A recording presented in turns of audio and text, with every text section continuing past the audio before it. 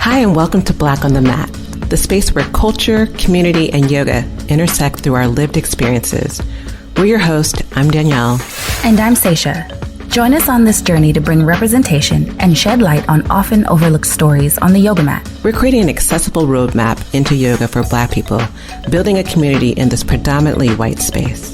And letting folks already into yoga know that we're here. So, welcome back to Black on the Mat. Again, I am Seisha, and we have Danielle. And then today, we are so fortunate to have Susanna Barkataki here with us to talk to us about,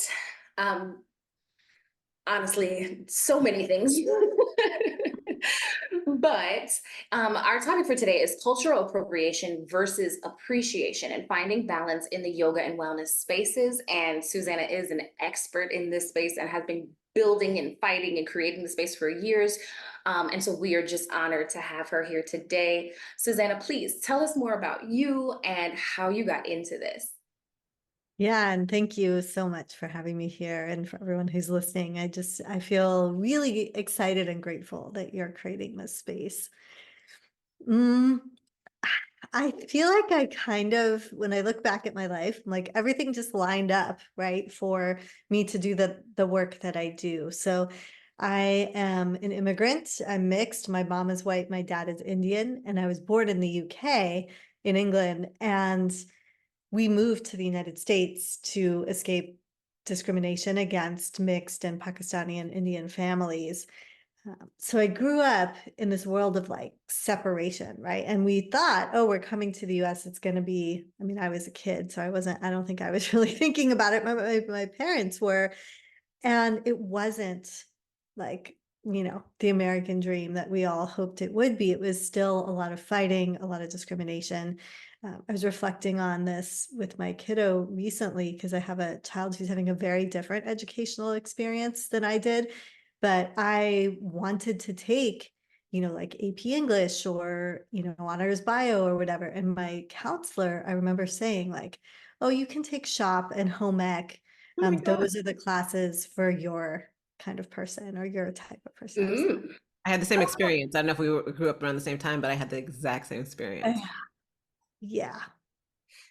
Yeah. So this is an aside, but my kiddo and I were watching Hidden Figures and it's like, do you realize, because he was like so moved by it, but then I'm like, you realize this is not like, it's not necessarily better now. Like this is, it's maybe not so overt, but yeah. So all of that was the context that I was growing up in. And then I went to a really wonderful high school that was a public school that taught American culture through the lens of race, class, and gender. So it was framing up the things that I was experiencing and giving me an analysis, which I'm so grateful for. And then I left, went to college, came back and taught at that high school. So I had this like analysis from when I was really young, but I still couldn't quite connect it to why I felt like I had to hide my Indianness and try to conform and be as, American, read white as possible. And at the same time, I was practicing mantra, mudra, meditation, not so much asana, but the other kind of aspects of yoga, but hiding it. And then also not finding those aspects of yoga in any of the places like the studios around me. So there was this big disconnect until I realized at a certain point in my 20s, like, oh, all of these things are happening within yoga. It's not, it's part of that cultural exploitation and appropriation and like oversimplification that happens. And when you displace folks of color from a site of our, indigenous wisdom, it makes it so much easier to exploit both us and the wisdom traditions. So it all just kind of led to me speaking up from a place of trying to make sense of it myself, really. I love that. There's some people who get that there is a cultural background behind this and a spiritual background around the origins, and they want to do good, but they're not sure. So like what advice would you give them if they wanted to practice while being respectful of the culture and the spiritual origins of yoga? Yeah. I mean, I feel like it's kind of the same practice we would do when visiting another country, or like good scholarship, if we're writing a paper on something. It's like learn about the place of origin and the practices that you're going to be connecting to, and then cite those sources, like where the practices came from. And you don't need to be an expert, right? Like when I go to another country, it's not like I show up and like, let me tell you everything there is to know about Singapore, right? But I've learned enough, if I'm going there, to be able to hopefully not offend people, and also to go with humility and try to do things in a way that's respectful and open. And so I think it's the same with yoga, where yoga didn't come to any one person. It came through and it was developed and codified. So from what we know, right, like what we can actually trace back through textual evidence, and also, it was a practice that sprung up in the Indus River Valley and the Saraswati River Valley in what's now West India and Pakistan. There was trade with Africa, with Egypt and other parts of Africa as well during that time, and previous to, like, so Vedic and even pre-Vedic times. So from my understanding, yoga evolved in Africa and India thousands, let's say 5 to 10,000 years ago.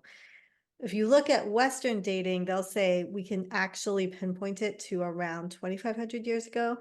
But I think it also just depends whose lens you're looking through, right? So that's another thing to keep in mind, is whose perspective are you bringing forward? Like there are a lot of white academics who will tell us certain things about yoga's origin, but the perspective that I'm leaning on is that of teachers from within India, villagers, like from within the tradition, right? So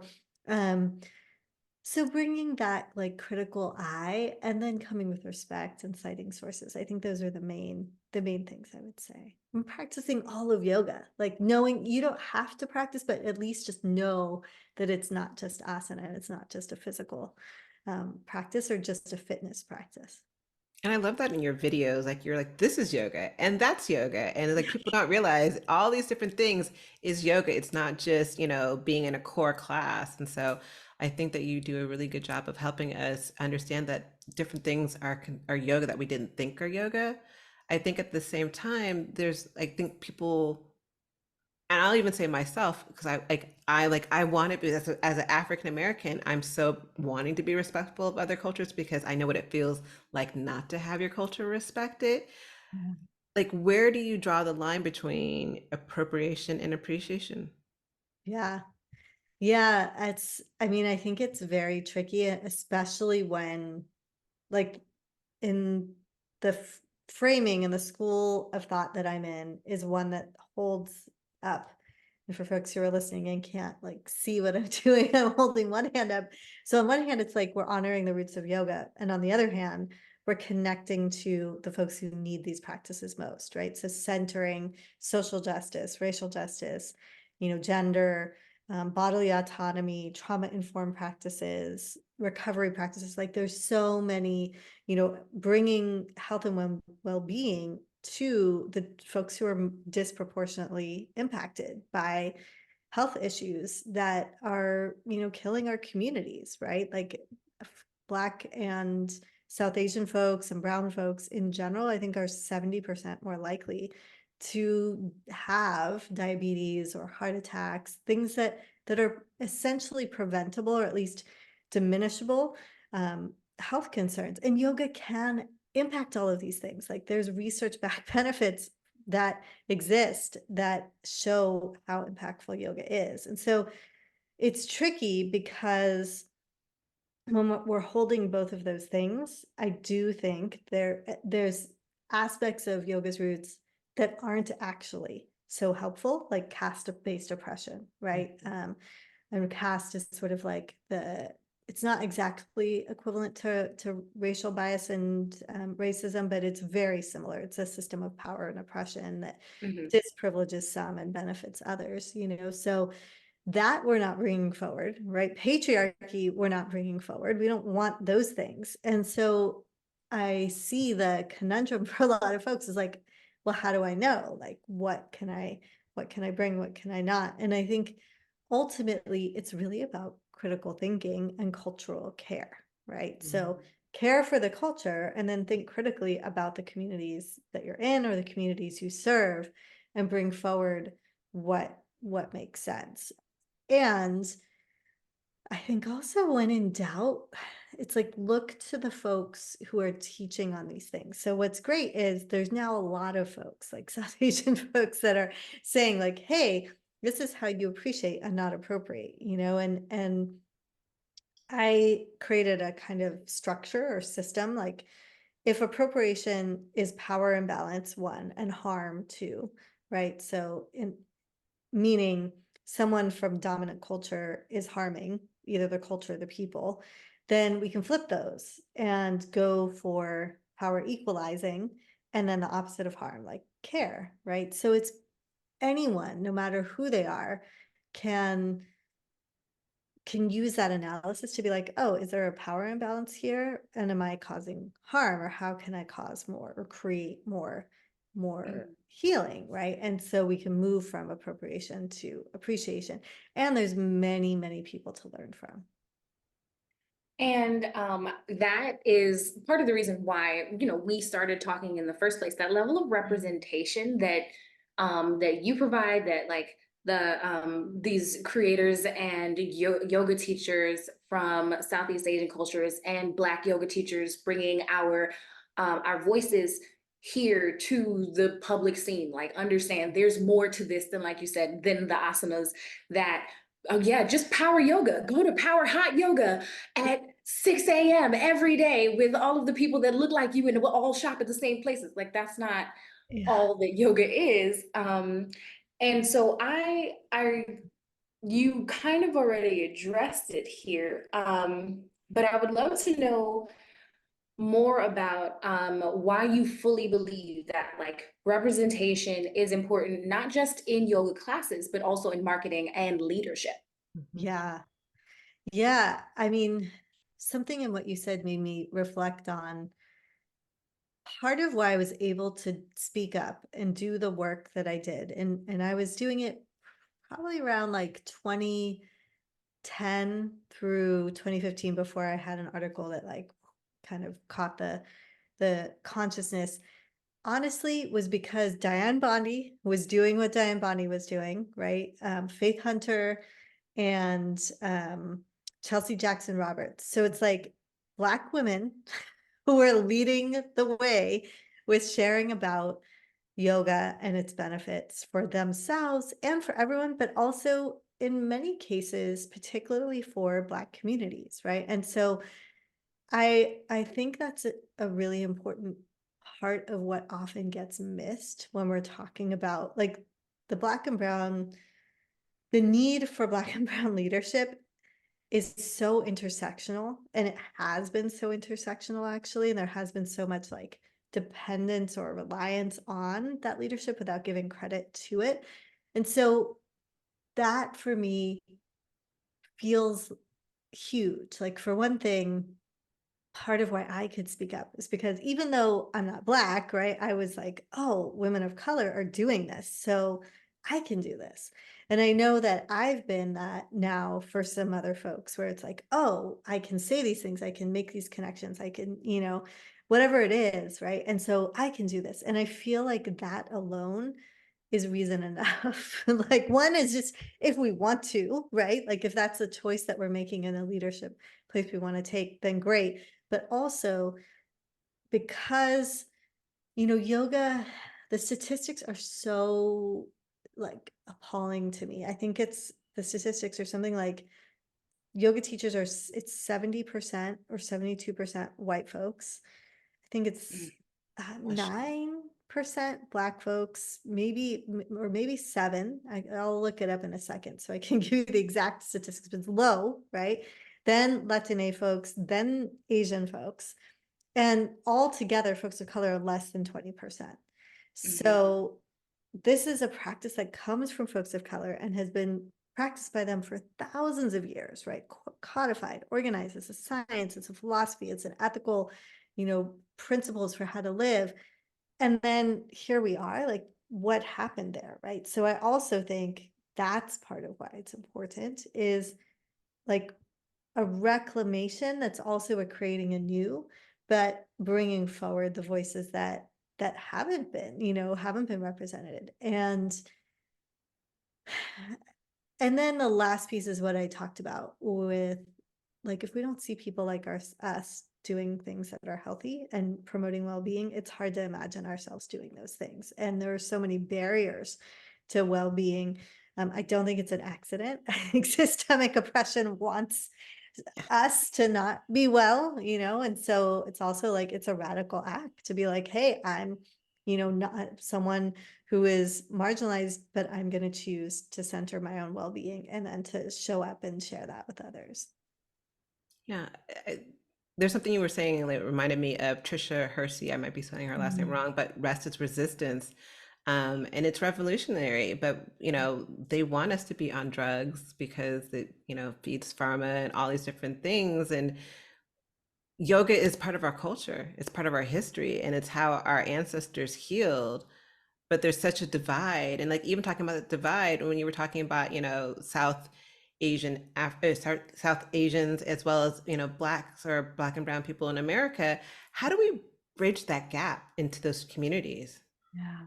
No, it's big. I mean, it's big, I think, in great part because there's a lot of anti-Blackness in the South Asian community. So just naming that, and also a lot of like hierarchy and caste oppression too, that I think goes with racial oppression as well. So I think there's a lot of work internally that the South Asian community has to do and needs to do. I also think by talking, right? By talking about it, and in a way, some of the work that I do is like going to educate other South Asians about it, their anti-Blackness, and also about the solidarity. And then also like knowing the history. There's a lot of history of Black and South Asian solidarity, both in the US and internationally. There continues to be today with, like, I don't know if you all saw about a year ago or a year and a half, when Thinmori Soundararajan's book, The Trauma of Caste, came out.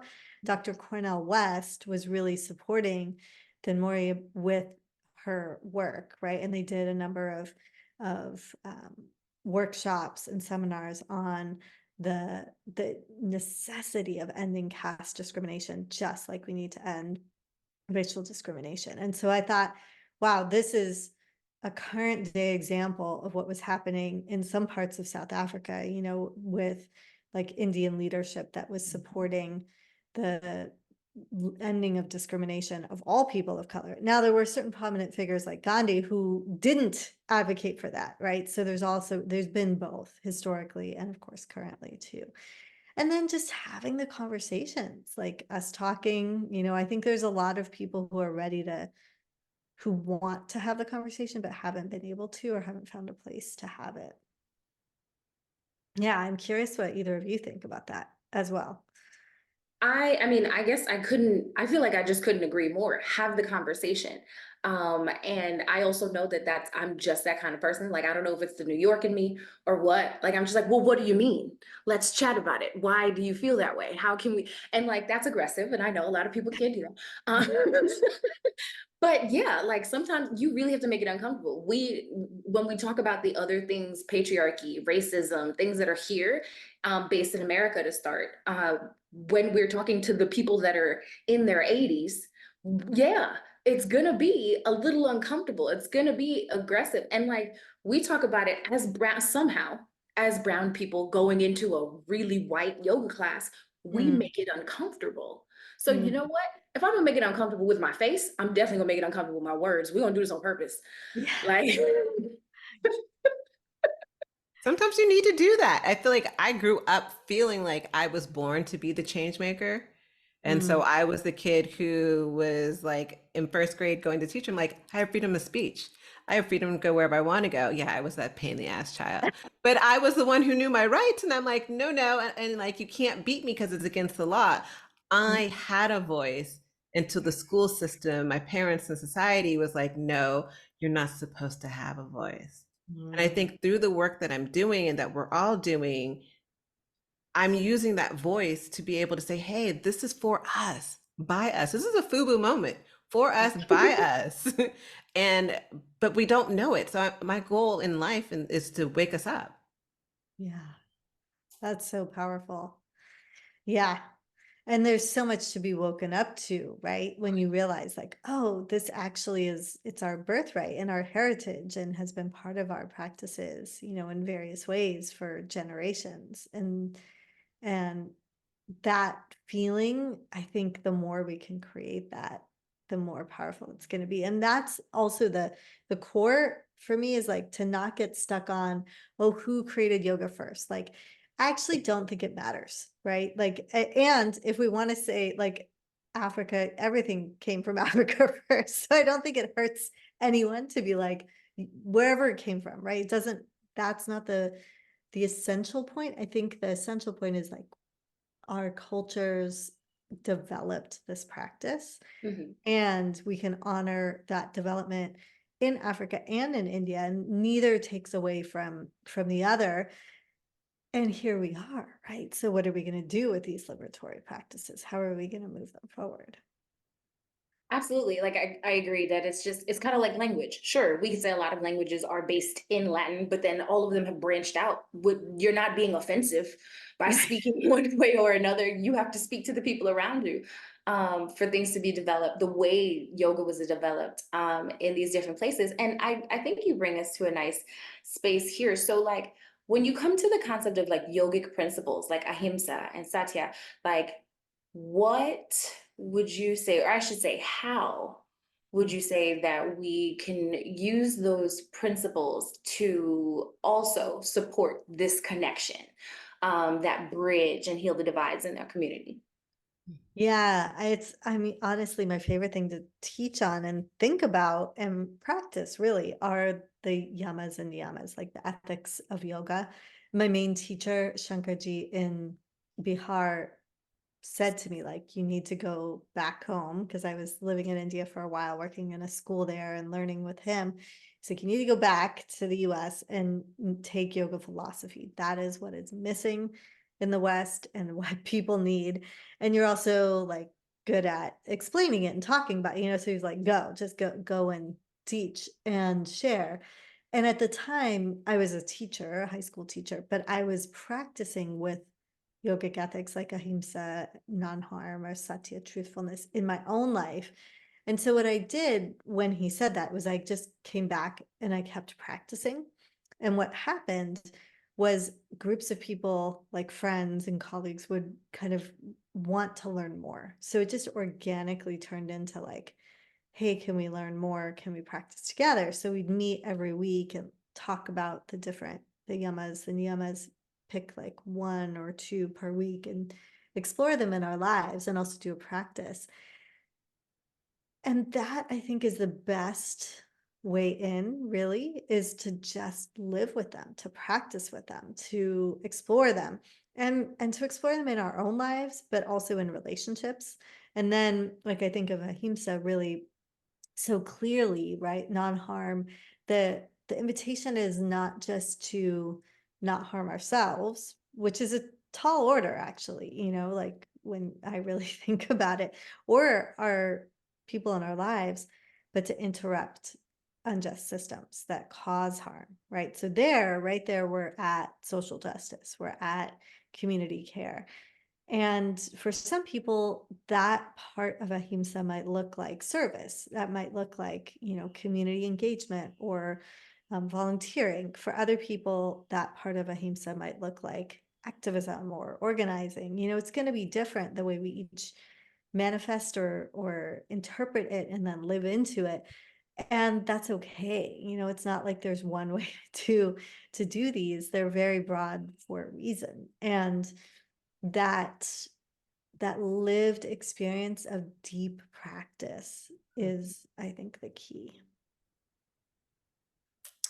Yeah. I'm just like, that's a mic drop moment. I'm like, the lived experience of practice. And then for both of us, we're in that space. I mean, for me, I came to yoga a little bit different. I came to yoga not from the physical aspect of it all, but from the spiritual aspect of it.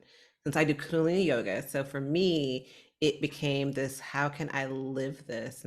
So Kundalini is so complex. I don't know if we want to go there. You can tell me, but Go for it. uh, Go for it. what I appreciate about Kundalini yoga is that it is bringing in a yogic lifestyle and that it's working with a subtle body and with energy, but so complex because it's like this system that was created by a super abusive man, that then like many of the leaders are white folks who I feel like, we just see these like cultures of abuse where sometimes there's a figure, but then there's all these people around that figure that perpetuate these systems. And so a big part, back to ahimsa again, and also like practicing yogic ethics for me has been in learning how to speak up, how to practice satya, to name unhealthy and unhealed systems so we can change them and not pass those on. Because just because we practice yoga doesn't mean we're morally right or that we're good either, right? And I think there is this weird, or not weird, it's like actually a very calculated projection of moral authority and goodness that can come with yoga.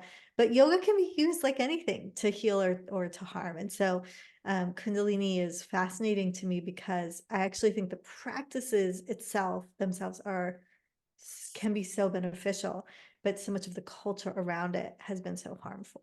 So And I think it's changing too. I agree with that. I think that there's like, I know that there's been talks going on recently about changing and shifting of power, who has control of whatever, and there's this internal fights.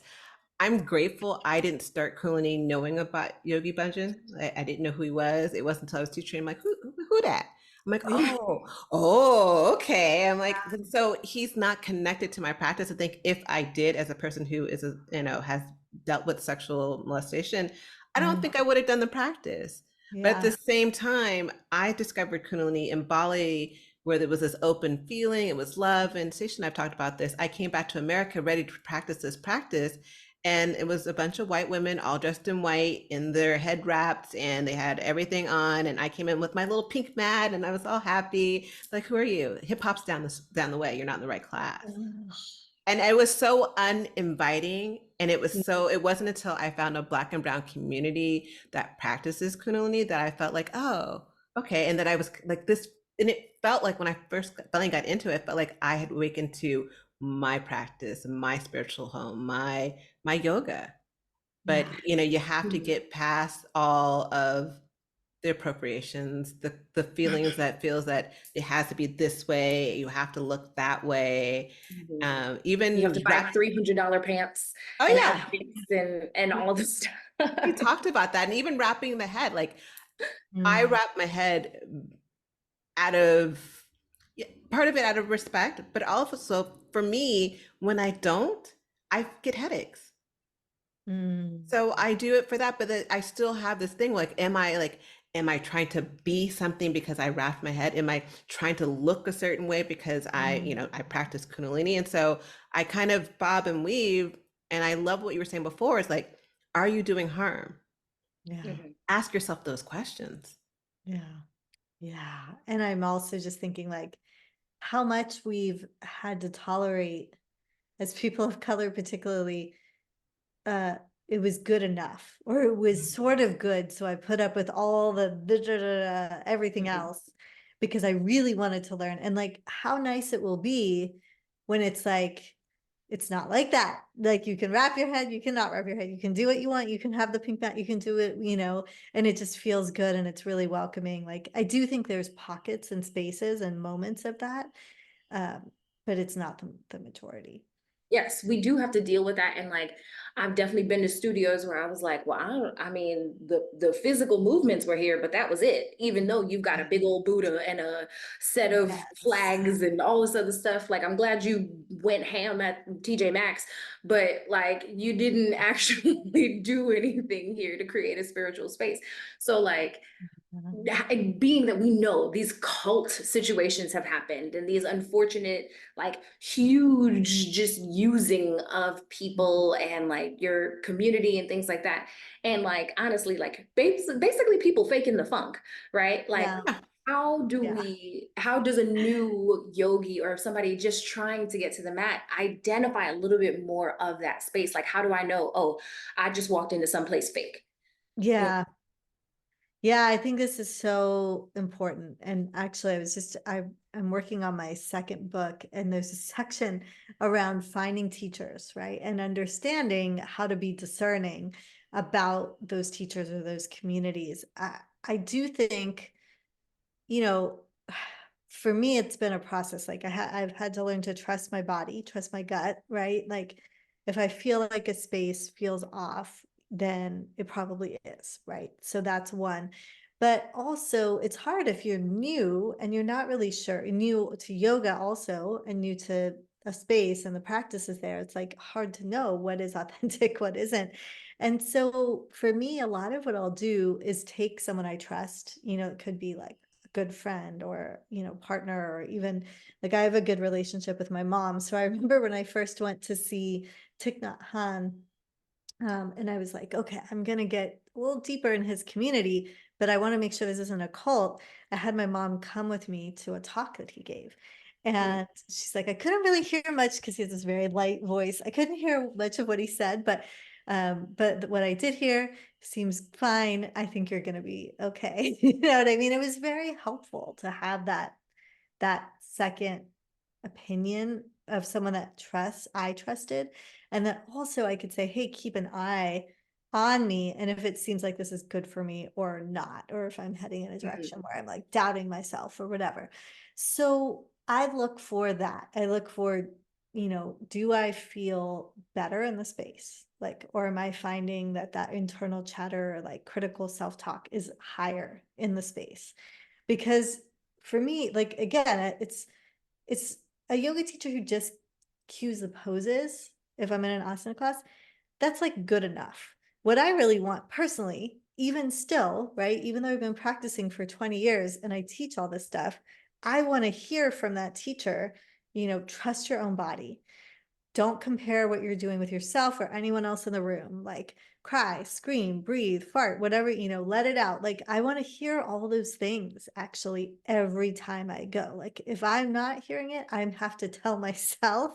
And it's like a kind of labor, right? Because of the culture of the way yoga has been. So look for, and I just said a bunch of very specific things that for you, for folks listening, is like, what are the things that make you feel comfortable, that make you feel welcome? So maybe it's that kind of inclusive language or welcoming language. Maybe it's a certain scent. Maybe it's a certain way the class is like actually set up. It can be different for all of us, but looking for those things that help you feel closer to your own autonomy, your own power. Because I do think we can say that what yoga, when it's working well, is doing is bringing us back to our own autonomy and our own power. And if it's not, if we feel like the teacher is right and we're wrong and we need to, fix our alignment or whatever it is, then that is more moving into that high demand or kind of cult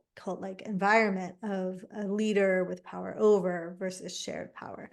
So those are the things I look at. I try to just trust my body, bring a friend, and then like really value what makes me feel welcome. For me, I want to energetically feel like, hey, this is a safe space for you. Mm. It's a safe space for you to process whatever and to get back into your own power, your own autonomy. I think for me, also hearing someone say it's okay to not hold everything. It's okay to need to take a pause. And like I tell my students, I'm like, I'm proud of you when you take a pause because you're taking back your power. You're honoring your body. Modifications. Mm. If you go into a place and they're not telling you any modifications, you don't know what to do. Yeah. This doesn't work for my body. I can't do this. I Mhm. physically can't reach here. I can't touch this. I can't bend that far. And you're telling me nothing? You Yeah. are watching people struggle and hurt themselves? Oh, I'm never coming back here ever. Yeah. Yeah. Yeah. I feel like we just all gave like a master class in how to teach an inclusive yoga class, which is so exciting. I'm excited to go back and listen and be like, right, yes, like we do get to expect this. And it's so not happening. Like the majority of yoga classes when I just go to a random class in any city, it's not like what we're describing.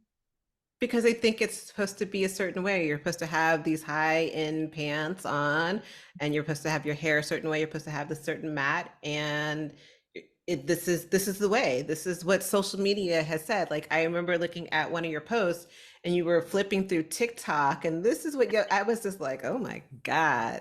I mean, Yeah. it just looks like, is this porn or yoga? I'm not Mhm. Yeah. really sure. Yeah. And I think because they think it's this is the norm, Right. and it's people like us who are here to change the world to say that, hey, let's reflect a little bit differently of what yoga is and how this can look and how it can work for you. Yeah. Right. And even at that, I honestly feel like there's a lot of yoga teachers that only became a yoga teacher because they were fascinated with their yoga teacher who also looked exactly like them. They became a Mhm. copy and paste of that person. And now I only know how to teach to my body because that person only really knew how to teach to their body. And I think that this is the right way. And Yeah. everybody looks like what you just described, Mm. right? And so it's like, yeah, so this is the right way. It's not. Is that's that. But that takes education. That takes opening up. That takes being open, like what you were saying, Susanna, before about when you're traveling, you can be that closed-minded traveler. I need only the American food. Where's your burgers? Or you'd be like, hey, what's the local dish here? Yeah. And yoga teachers, even like the most whatever, I think there's a possibility or a way that we can be more open, a little more open-minded than the average person or average American. And yet it really does take that follow-up and continued learning. And I also think about, I mean, it's something like 9% of the US population, somewhere between 9 and 11, practice yoga. That's a really small percentage when you think about it. And also, like, there was just a study done by the Center for Trauma and Embodiment that previously for complex PTSD, um, therapy, like cognitive behavioral therapy, was the gold standard. Trauma informed yoga has now been found to be equally as effective. Mm. And we can look up these studies. It's like CTSE, like the Center for Trauma Sensitive Embodiment. And this is huge, right? Because we know this, many of us as yoga teachers, but there's actual data to back it up. And that other 90% or 89 or whatever percent of the US population or the world who may suffer from things that many of us do, like anxiety or, depression, back pain, like things that actually impact our quality of life in really extreme ways, yoga can support, yoga can help. And I do actually think that teaching in a way that excludes it's so tragic because there's so many people that can be impacted positively by yogic practices if they were open to it, if they knew. And the more that we do what we do and more people do what like inclusive yoga, I think the more people will come who want to, right? Like not forcing it on anyone, but who want to try it will be like, oh, maybe this could work for me. But I didn't think so because I can't touch my toes. Like I hear that all the time. You probably do too. Yeah. So it's like changing the representation. And that you were asking about the magazine, that's part of why. So the real reason I started the magazine, this is going to sound terrible. I've never said this anywhere, but I felt like if I was a white man, there would be statues to me, right? In the yoga world. Like there I would have been on the cover of so many magazines but I'm not, and I've never been on the cover of any magazine, Mm. right? It's just like, screw this. I'm just going to start my own magazine because I'm so frustrated with us not being represented. And like when we do finally get represented, like I think of Yoga Journal, it's split covers. Like they had Jessamine and they had a white woman. They had Marshawn Feltis, amazing yoga teacher, doing a lot of like yoga as service. And it was split with another white person. I'm like, what? I don't even understand what we're doing here. Like you give us 1 out of every 100 and then you don't really give it to us, you know? So that was what was born from like, and I haven't put myself on my own magazine yet. Okay, we're looking for that. So we expect that by the end of 2024, we're going to see you on a cover. We're calling you out if we don't see it by December. Right, especially if that's what you wanted. That's what you started Yes. this for. I mean, it just feels a little like, you know, I don't need to be on the cover. Oprah did it. I'm just saying if Oprah could do Oh, it, I was like, Oprah's hey, on her own cover all the time. I'm That's just saying. thank you. That's a really good point. Okay. All right. I need to channel some of that.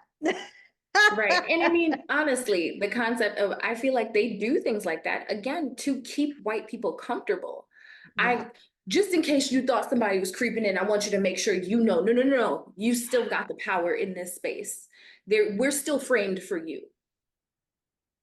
I mean, even looking at during Black History Month, they were highlighting some people on their social media.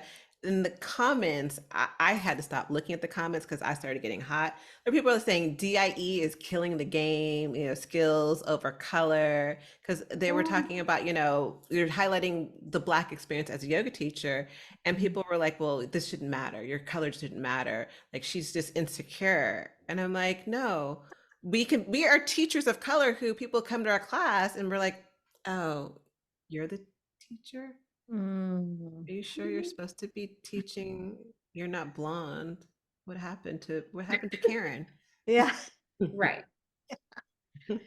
It's terrible. It's actually so frustrating. And I do want to say, like, it's almost like there's more white supremacy that just kind of hangs out as covert, like, oh, just I'm so spiritual in the yoga space than in the general population. That's something I've been seeing in places like Yoga Journal comments, or occasionally I'll have a video that goes viral or something. And then there, all the white fragility comes out to play. Oh yeah, it's so loud. It's so loud. It's so, And that's why we're here. And that is literally why all of us are doing what we're doing. We will see you on your cover. We will be calling you out. We will make our own magazine if we don't see it'll it. okay. 2025, if not 2024, because I have a cover person who I'm very excited about. I can't say who it is yet, but I'm very excited about who is going to be on the next one, but I'll be on the one after that. Okay, 2025, we are expecting to see this. If we aren't seeing you on the cover, how can people find you? And we're going to put something in the comments, but we want to know how can people connect with you and just be able to be part of your world. Yeah. Well, I have the most fun. I love hanging out on Instagram and sharing free education there. So that's my name at Susanna Barkataki. And then I run teacher training. So I have a 300-hour that's coming up in a online yoga and social justice training. So I love teaching. And then I think those are the main spaces. I mean, there's one other really cool thing that's coming, which is going to be like a yoga social media space. So it'll be all yoga all the time. And that I am very excited for because I hope it actually becomes like what we're saying is missing. And then we can just be scrolling, practicing with people like us, for us, and by us. And then we can take that into the studios and say, oh, I can get this here. Where is it at the studio? You know, and so it'll change yoga culture. That's coming in June. Thank you for all that you do. Thank you for being here. Thank you for blessing our listeners. But more importantly, thank you for being in this world doing exactly what we need you to be doing. We appreciate you being the change maker that you are. Thank you. Yes. Thank you so much for encouraging people as well to just take that moment of self-reflection and to get deeper into the concept of an actual yoga practice versus like what we see and just asana and the bypassing that goes along with that. Like if anybody fights for it with every breath, it is definitely you. Yeah. Thank you so much. Appreciate you both. I'm so excited for this and for all the work you're doing. Thanks. Well, thank you guys for listening to us, and we'll see you guys next week on Black on the Mat. Ciao. Bye. Thank you for joining us today on Black on the Mat. Let's continue connecting, sharing our stories, and sowing the benefits of having a yoga practice in your life. Subscribe to Black on the Mat on Instagram, TikTok, and YouTube. I'm Seisha, and you can find me at Thick Thigh Yoga on all social media platforms and thickthighyoga.com. I'm Danielle, and you can find me at HelloWell with Danielle on IG, YouTube, and HelloWellWithDanielle.com.